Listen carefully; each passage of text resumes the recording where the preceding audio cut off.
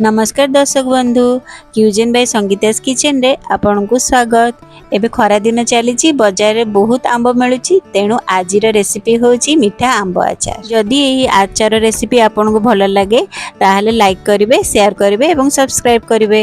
ये आचार पई 1.5 केजी आंब नबा सेति पई से आंब मान को भल भाबरे धोई दे गोटे सुखिला कपड़ा रे पोछि दबा।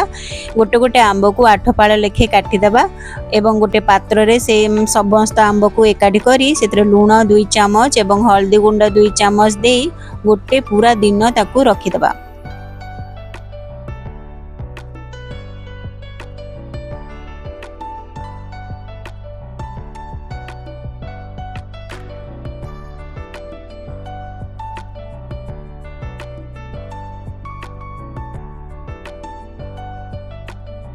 गोटे दिन पूरा सुखी घरे रखिला परे से आंब मानू को एबे आमे खरा रे सुखे दबा। ता मध्य रे जो पानी अछि सेटा को मध्य खरा रे सुखे दबा। एबे आमे आचार पई मसाला प्रस्तुत करिबा।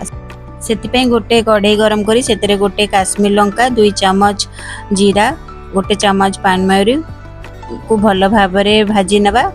टिके सेटा भाजी सला परे आधा चामच मेथी पकेबा ताकू मध्य अल्प टिके हल्का रे भाजीबा। बेसी भाजिले कड़ा हे जिवो पिता मध्य लागियो मसाला सेति पई अल्प टिके लूण दे भल भाबरे हल्का रे भाजी नै ताकू हमें मसाला को ठंडा कर दबा।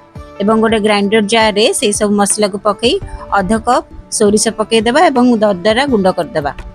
एबे से मसाला को आचार रे पकई देबा। से आचार को बेसी खरा रे सुखेबानी, गोटे दिन खरा रे सुखेले से ठीक हबो। तापर बेसी सुखे देले से टाणो हे जिवो। सेति पई से मसाला मान को पकई देई गोटे चामच लंका गुंड पकेबा। तापर हमें गुड़ पकेबा। मु एठी 700 ग्राम गुड़ पकेची। आपन को जदी अधिका गुड़ आवश्यक लागुची ताले आपन अधिका मध्य पके परिबे। एवं एई सब एबे मसाला मान को भल भाबरे घांटी देई ताकू खरा रे 10 दिन खंडे पाखा पाखी सुखे नबा। तापरे गोटे जगार आधा कप खंडे सोरिष तेल आमे गरम करी सेइथेरे हेंगु आधा चामच खंडे पकेबा। गोटे चामच पंच फुटण फुटेबा एवं ए तेलटा पूरा ठंडा हो साला परे ही आचार रे पकेबा।